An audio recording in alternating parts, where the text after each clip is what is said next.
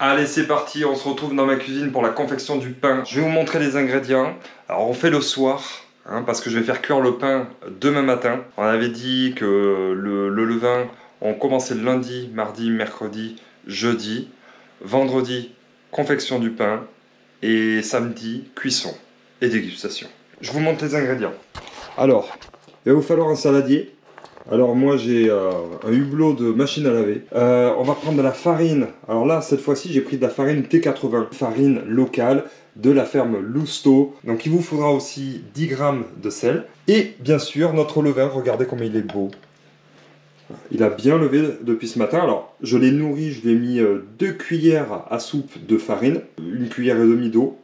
Et il a bien levé depuis ce matin, donc là je pense qu'il est vraiment prêt à être utilisé. Sans oublier l'eau de source, donc là j'ai rempli l'équivalent d'un verre à Perrier, ce qui représente à peu près 500 grammes. Allez, c'est parti, on va se faire notre petit mélange.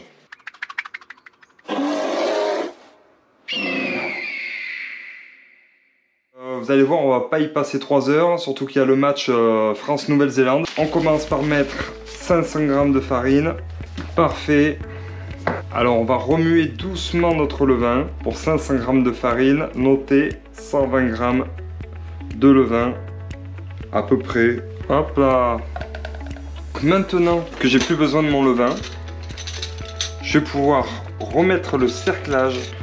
Voilà, et là vous allez pouvoir le conserver au frigo. Alors vous l'alimentez de temps en temps, donc ça peut être une fois par semaine, vous lui remettez 3 cuillères de farine et 3 cuillères d'eau, comme ça vous l'entretenez. Par contre, si vous attendez trop longtemps, au bout d'un moment ça va fermenter et il sera plus bon, il va piquer, donc il sera plus utilisable. Donc maintenant nous allons verser l'eau, j'en mets partout, il est tard, on est fatigué. Vous notez que j'ai pas encore mis le sel, c'est normal, vous le savez sûrement. Si vous mélangez de la levure ou du levain directement avec le sel va tuer les bonnes bactéries, ça va empêcher la levée en fait du pain. C'est quand même assez aqueux, il va falloir rajouter de la farine. Certains préconisent de laisser comme ça pendant 15 minutes. C'est une action qui s'appelle l'autolyse. Donc là, vous pouvez aller faire un tour, vous brosser les dents, aller aux toilettes, ce que vous voulez. Eh bien nous, on va pas le faire. Puisqu'on avait dit que c'était une recette de feignant. On va mettre le sel directement et on mélange bien. On va la sécher un petit peu, on va lui rajouter un petit peu de farine régulièrement et on va commencer le premier pétrissage. Premier pétrissage que je fais avec la Maryse. Ça c'est très pratique, ça évite de ne pas gaspiller. Je sais pas si vous avez ça. Mettez-moi en commentaire vos méthodes, vos outils, comment vous faites le pain. Franchement ça m'intéresse. Allez, on va travailler ça sur la planche. Quelques minutes. Vite, il y a le match et je crois que la France est en train de prendre une tollée. Donc elle est un petit peu collante. Donc vous avez vu, j'attrape avec les doigts et je pousse avec la paume de la main. Ça évite de casser notre pâte. Le but c'est de faire une petite boule homogène.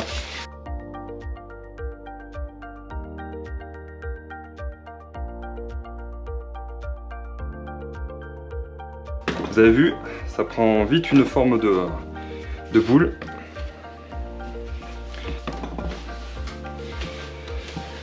On va venir fleurer le fond du panier pour éviter que ça colle et que ce soit difficile à extraire demain matin. Ça semble pas mal, on essaie d'en mettre un peu partout. Je façonne une jolie boule. Hop.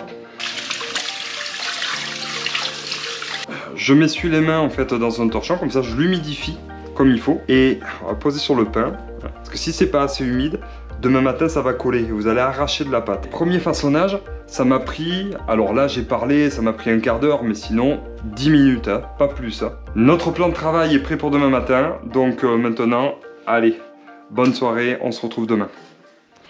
Salut les aventuriers, bon c'est le matin, je viens de me lever, il est 8 h, ça doit se voir à ma tête. Et nous allons voir si le pain a levé et nous allons faire le deuxième pétrissage. Et pour info, la France a gagné contre les All Blacks. Voyons si nous on va réussir à gagner notre première levée.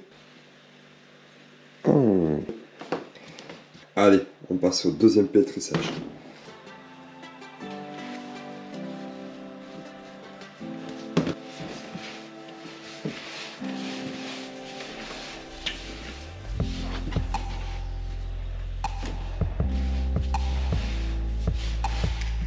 c'est déjà pas mal, hein.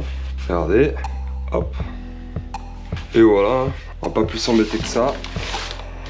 Bien fariné parce qu'il avait un peu collé quand même. On se retrouve vers 11 h pour le façonnage et la cuisson.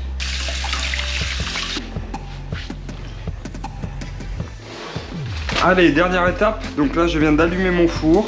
Je l'ai mis au maximum, 240 degrés. Je vais fariner un petit peu plus mon temps de travail et je vais poser et façonner. On va éviter de l'écraser, on le repétrit pas. Je lui donne vraiment la forme que j'ai envie. Je farine bien dessous, je le couvre et j'attends que mon four soit chaud pour l'enfourner. Ça y est, le four est chaud.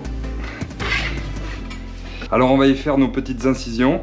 Alors moi je fais ma petite patte d'ours. Ça c'est ma touche personnelle. Voilà. Alors c'est parti pour à peu près 40 minutes de cuisson. Je viendrai le voir dans 20-25 minutes. Si je vois qu'il se colore plus d'un côté que de l'autre, je le retournerai. Mais on n'ouvre pas le four avant au moins 25 minutes. Après 45 minutes de cuisson, le pain a l'air bien croustillant. Regardez, il est bien doré. Donc je pense que c'est le moment de le sortir. Regardez-moi ça.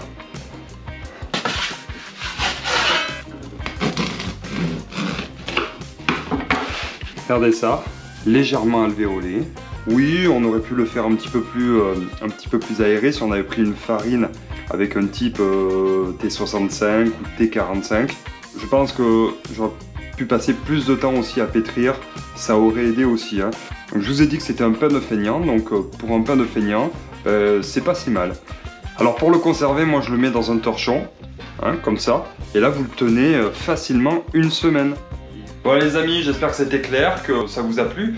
N'hésitez pas à m'envoyer les photos de vos créations si vous arrivez à faire des pains qui sont beaucoup plus jolis que celui-là. Envoyez-moi ça sur Facebook, Instagram, je sais pas comment, moi j'y connais pas grand chose. Et bien entendu, n'hésitez pas à partager cette vidéo et mettre un petit pouce. Vous êtes de plus en plus nombreux d'ailleurs à suivre ma chaîne Naturalix64 et ça c'est chouette. J'ai encore plein de choses à vous raconter, à vous partager, donc si vous n'êtes pas abonné, allez-y. Et puis moi je vous dis à la prochaine. Belle aventure, belle randonnée et puis surtout, bon appétit.